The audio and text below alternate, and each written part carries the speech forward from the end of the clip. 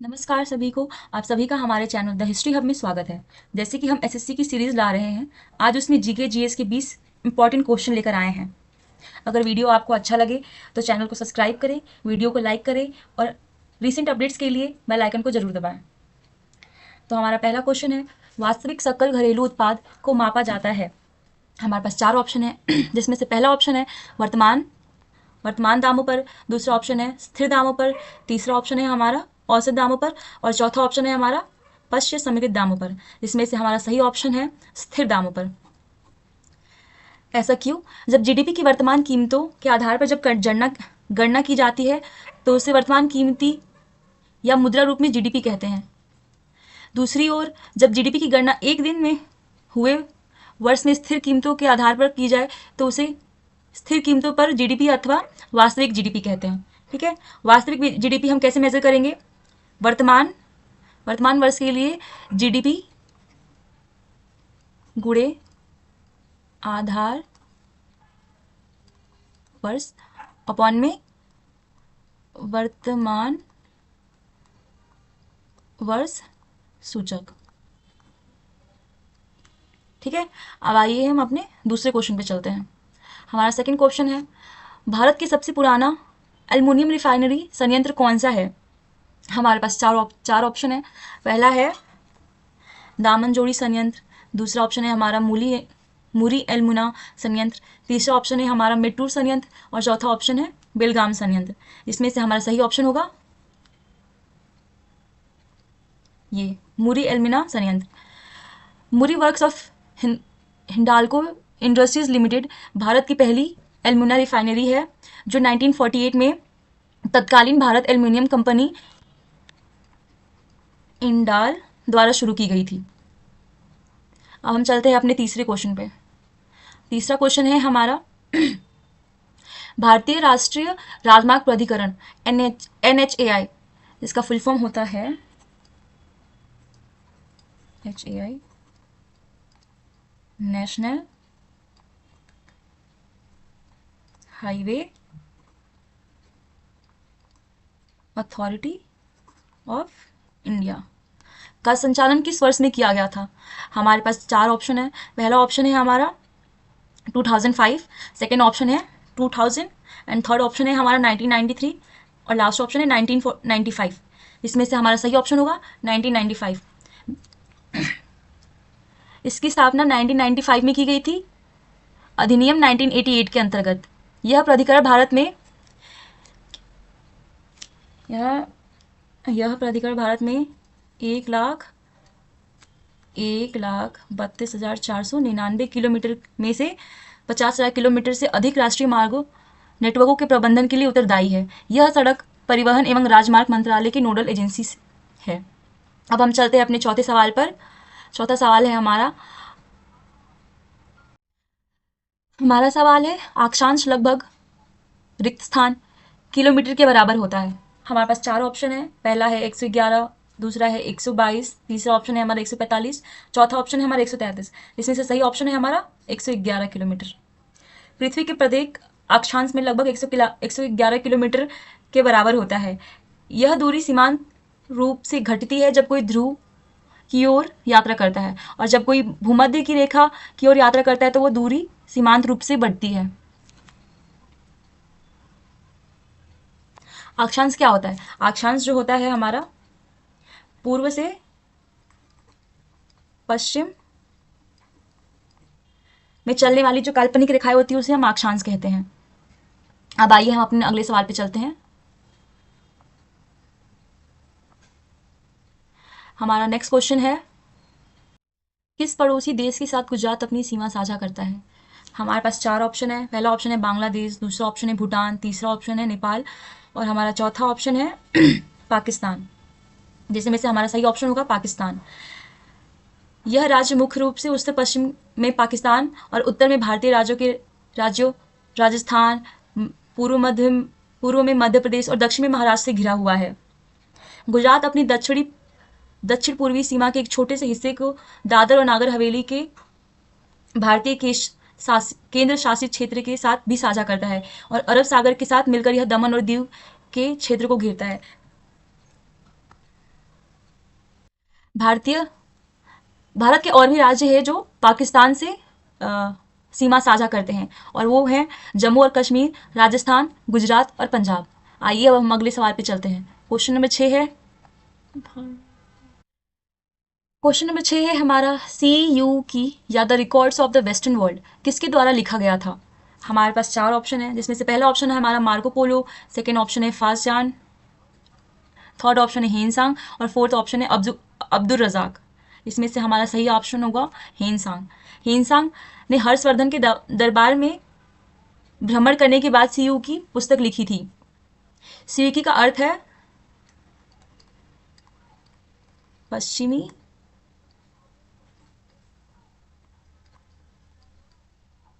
देशों का रिकॉर्ड। हिंसांग सम्राट हर्ष के शासनकाल में भारत आए थे और वह 5 साल तक नालंदा विश्वविद्यालय में रहे। हिंसांग कामरूप के शासक भास्कर वर्मन के अतिथि थे। आइए हम अपने अगले सवाल की तरफ बढ़ते हैं। क्वेश्चन नंबर 7 है हमारा, भारत में सिपाही विद्रोह कब शुरू हुआ था। भारत में सिपाही विद्रोह कहाँ से शुरू हुआ था। इसकी 4 ऑप्शन है। पहला ऑप्शन है चंपारण, दूसरा ऑप्शन है हमारा राजकोट, थर्ड ऑप्शन है मेरठ और फोर्थ ऑप्शन है बरेली। इसमें से सही ऑप्शन होगा हमारा मेरठ। भारत में सिपाही विद्रोह, भारतीय विद्रोह मेरठ से भारतीय सैनिकों द्वारा शुरू किया गया था। यह 1857 से 59 के दौरान अंग्रेजों के खिलाफ असफल विद्रोह रहा। यह लखनऊ, दिल्ली, कानपुर और आगरा तक फैल गया और इसे हम स्वतंत्रता का प्रथम युद्ध भी कहते हैं। आइए अब हम अपने अगले सवाल की तरफ बढ़ते हैं। हमारा अगला सवाल है, लॉर्ड क्लाइव ने किस लड़ाई में सिराज उद दौला को पराजित किया था। हमारे ऑप्शंस है, पहला ऑप्शन है पलासी की लड़ाई, सेकेंड ऑप्शन है हमारा बक्सर की लड़ाई, थर्ड ऑप्शन है पानीपत की लड़ाई और चौथा ऑप्शन है हमारा हल्दी घाटी की लड़ाई। जिसमें से हमारा सही उत्तर होगा पलासी का युद्ध। पलासी का युद्ध हुआ था 23 जून को 1757 में। कहाँ पर हुआ था? उत्तरी पूर्व भारत में। रॉबर्ट क्लाइव के नेतृत्व में ब्रिटिश इंडिया कंपनी के सैनिकों ने बंगाल के अंतिम नवाब सिराजुद्दौला और उनके फ्रांसीसी सहयोगियों की सेना के खिलाफ मोर्चा संभाला। क्लाइव की जीत ने अंततः अंग्रेजों को भारत में सबसे बड़ी आर्थिक और सैन्य शक्ति बना दिया। अब चलते हैं हम अपने अगले सवाल की तरफ। अगला सवाल है हमारा, निम्नलिखित घटनाओं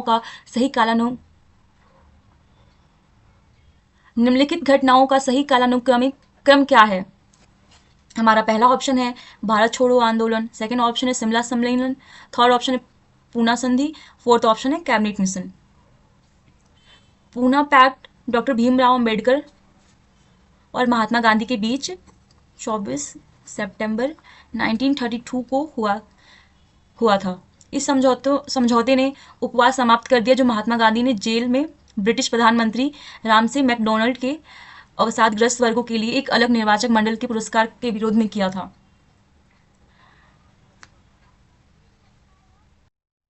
प्रसिद्ध भारत छोड़ो आंदोलन को अगस्त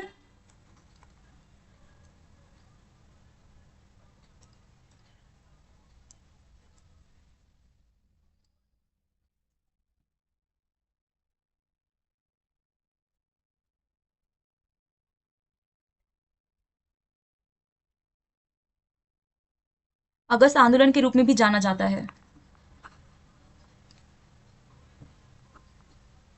यह 8 अगस्त 1942 को बॉम्बे के ग्वालियर टैंक मैदान में महात्मा गांधी द्वारा शुरू किया गया था। भारत छोड़ो आंदोलन के शुरुआती दिनों में अधिकांश प्रमुख कांग्रेस नेता कैद थे। फिर आते हैं हम शिमला सम्मेलन पे। शिमला सम्मेलन, एक मिनट बच्चों,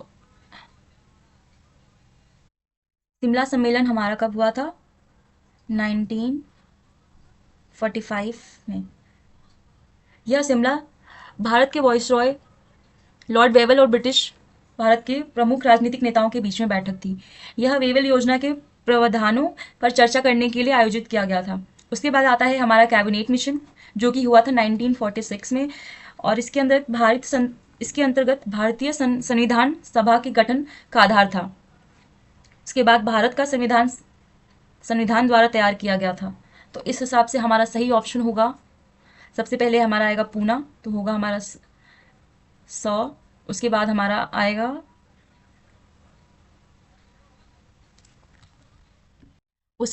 आएगा भारत छोड़ो आंदोलन। उसके बाद हमारा ऑप्शन सेकंड आएगा शिमला सम्मेलन। उसके बाद हमारा लास्ट ऑप्शन आएगा कैबिनेट मिशन। उस हिसाब से हमारा सही ऑप्शन हुआ थर्ड ऑप्शन। आइए हम अपने अगले सवाल की ओर बढ़ते हैं। Question number 10। क्वेश्चन नंबर 10 क्या है हमारा? भारत के संविधान का अनुच्छेद रिक्त स्थान संविधान में बदलाव लाने की प्रक्रिया बताता है। हमारे ऑप्शन है धारा 351, दूसरा ऑप्शन है धारा 342, तीसरा ऑप्शन है हमारा धारा 368 और चौथा ऑप्शन है हमारा धारा 374। इसमें से हमारा सही ऑप्शन होगा संविधान संशोधन की प्रक्रिया भारत के संविधान भाग 20 और अनुच्छेद 368 में निर्धारित है। भारत के संविधान के भाग 20 और अनुच्छेद 368 में 3 प्रकार के संशोधनों का प्रावधान करता है। इसमें से पहला है हमारा संसद के साधारण बहुमत से संशोधन, दूसरा है संसद के विशेष बहुमत से, और तीसरा है कुल राज्यों के आधे से अनुसमर्थन के साथ संसद के विशेष बहुमत। आइए हम अब अपने अगले सवाल की तरफ बढ़ते हैं। क्वेश्चन नंबर 11 है पहली बार राज्यसभा का गठन कब किया गया था? हमारे ऑप्शन है पहला ऑप्शन है 1952, सेकंड ऑप्शन है 1947, थर्ड ऑप्शन है 1952 और फोर्थ ऑप्शन है थर्ड ऑप्शन है 1950 और फोर्थ ऑप्शन है हमारा 1948, जिसमें से हमारा सही ऑप्शन होगा 1952। 1952 में पहली बार राज्यसभा का गठन किया गया था। राज्य परिषद में, जिसे राज्यसभा के रूप में भी जाना जाता है, का गठन पहली बार 3 अप्रैल 1952 को किया गया था। अब हम चलते हैं अपने अगले सवाल की तरफ। Question number 12। क्वेश्चन नंबर 12 में क्या है? भारतीय संविधान के किस मौलिक अधिकार में निर्दिष्ट किया गया है कि सभी व्यक्तियों को समान रूप से देश के कानून द्वारा संरक्षित किया जाएगा? हमारे पास 4 ऑप्शन है।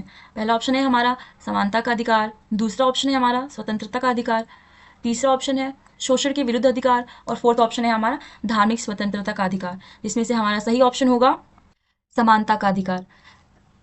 संविधान के अनुच्छेद 14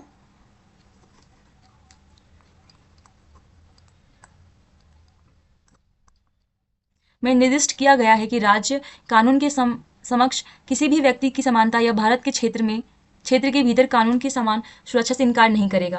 अब हम चलते हैं अपने अगले क्वेश्चन की तरफ। Question number 13। निम्न में से कौन सा रोग दूषित जल पीने से होता है? हमारे ऑप्शन है स्कवी, दूसरा ऑप्शन है हैजा, थर्ड ऑप्शन है हमारा रिकेट्स, फोर्थ ऑप्शन है हमारा रक्तकाल पता, जिसमें से सही ऑप्शन होगा हमारा सेकंड ऑप्शन है हैजा। जल जनित रोग, ये रोगजनक सूक्ष्म जीवों के कारण होने वाली स्थितियां हैं जो पानी से फैलती हैं। यह रोग नहाने धोने,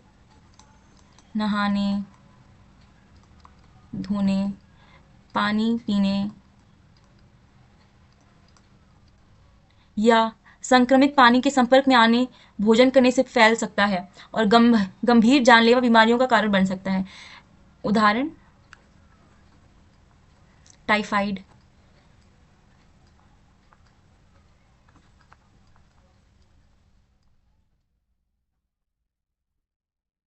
हैजा और अन्य भी कई सारी बीमारियां हैं। अन्य सूक्ष्म जीव दस्त जैसी कम खतरनाक बीमारियों को प्रेरित करते हैं, तो ध्यान रहे कि दूषित पानी से दूर रहे।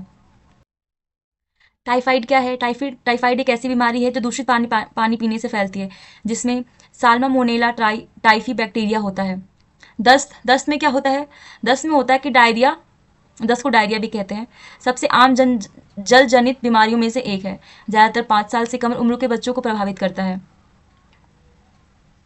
अब हम चलते हैं अपने अगले क्वेश्चन की तरफ। Question number 14। वर्तमान में DRDO के अध्यक्ष कौन है? हमारे ऑप्शन है doctor Sameer V Kamat, second option है doctor Praveen K Mehta, third option है हमारा सुश्री सुमा वर्गीस और फोर्थ ऑप्शन है हमारा डॉक्टर जी सतीश रेड्डी, जिसमें से हमारा सही ऑप्शन है डॉक्टर समीर वी कामत। प्रतिष्ठित वैज्ञानिक डॉक्टर समीर वी कामत को रक्षा अनुसंधान एवं विकास संगठन DRDO का नया अध्यक्ष नियुक्त किया गया है। डॉक्टर डॉक्टर जी सतीश रेड्डी को स्थान लेंगे, जिन्हें रक्षा मंत्री के वैज्ञानिक सलाहकार के रूप में नियुक्त किया गया है। इससे पहले डॉक्टर कामत जुलाई 2017 से डीआरडीओ में नेवल सिस्टम्स एवं मटेरियल्स के महानिदेशक थे। बाकी हम आपको बता दें, सॉरी गाइस,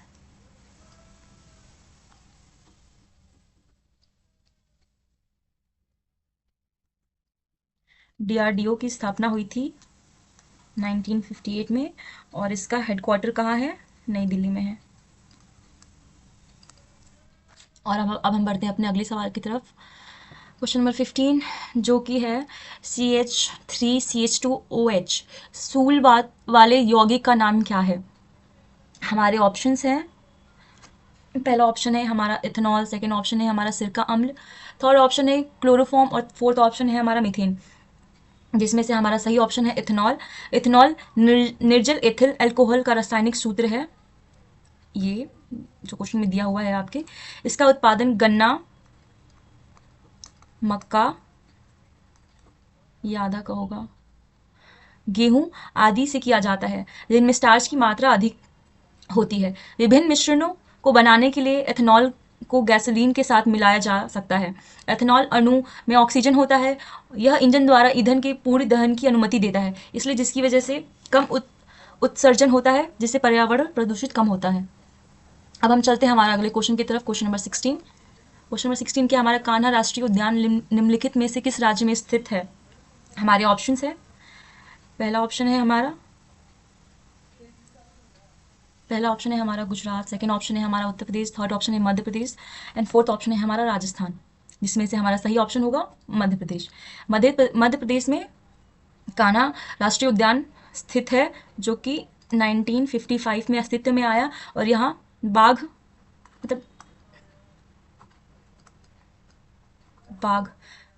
परियोजना के तहत 1974 में बनाए गए कान्हा बाघ रिजर्व का मूल रूप है।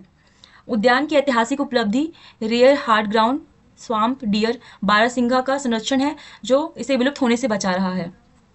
मध्य प्रदेश का राज्य पशु हार्ड ग्राउंड बारहसिंगा है, ठीक है, ये भी क्वेश्चन में आ सकता है। हरे भरे साल और बांस के जंगल, घास के मैदान और कान्हा के बीहड़ों में रुडयार्ड किपलिंग को अपने प्रसिद्ध उपन्यास जंगल बुक की प्रेरणा प्रदान की। अब हम चलते हैं अपने अगले क्वेश्चन की तरफ। क्वेश्चन नंबर 17 में हमसे क्या पूछा है? 17 क्वेश्चन में पूछा है हमारा क्वेश्चन, 1958 में हुए राष्ट्रमंडल खेलों में स्वर्ण पदक लाने वाले पहले कुश्तीबाज कौन है? पहला ऑप्शन है हमारा लीलाराम सांगवान, सेकंड ऑप्शन है सज्जन सिंह, थर्ड ऑप्शन है पहलवान उदयचंद और चौथा ऑप्शन है हमारा मास्टर चंदगी राम। इसमें से हमारा सही ऑप्शन होगा लीलाराम सांगवान। वह हरियाणवी, ये है हरियाणा के चरखी दादरी जिले के हैं और एक ये भारतीय पहलवान थे। वह राष्ट्रमंडल खेलों में स्वर्ण पदक जीतने वाले पहले भारतीय थे। ध्यान रखना बच्चों, फर्स्ट जिन्होंने गोल्ड मेडल लाया था।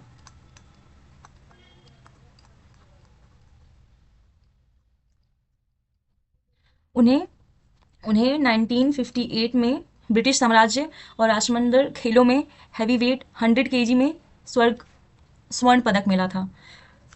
अब हम चलते हैं अपने अगले सवाल की तरफ। अगला सवाल है हमारा थॉमस कप। थॉमस कप का संबंध किस खेल से है? थॉमस कप का पहला ऑप्शन है हमारा रग्बी, सेकंड ऑप्शन है हमारा बैडमिंटन, थर्ड ऑप्शन है पोलो और चौथा ऑप्शन है हमारा हॉकी, जिसमें से हमारा सही ऑप्शन होगा बैडमिंटन। थॉमस कप हमारा बैडमिंटन से रिलेटेड है, ठीक है। थॉमस कप को विश्व पुरुष टीम चैंपियनशिप भी कहा जाता है। यह बैडमिंटन वर्ल्ड फेडरेशन खेल की वैश्विक शासी निकाय के सदस्य देशों का प्रतिनिधित्व करने वाली टीमों के बीच एक अंतर्राष्ट्रीय बैडमिंटन प्रतियोगिता है। चैंपियनशिप 1982 में से हर 2 साल में आयोजित की गई। 1948 से 1949 में आयोजित पहले टूर्नामेंट के बाद हर 3 साल में आयोजित होने से संशोधित किया गया। बैडमिंटन से संबंधित ट्रॉफियाँ होती हैं। अग्रवाल कप है हमारा, फिर आता है अमृत दीवान कप,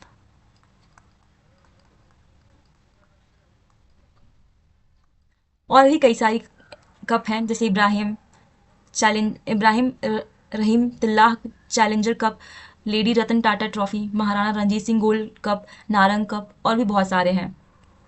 फिर आता है हमारा रग्बी से संबंधित ट्रॉफियाँ। इसे हम Webb Ellis cup, Mehroz cup, Calcutta cup, ओराल्ड एलांस ट्रॉफी और कटिप्पा कप है।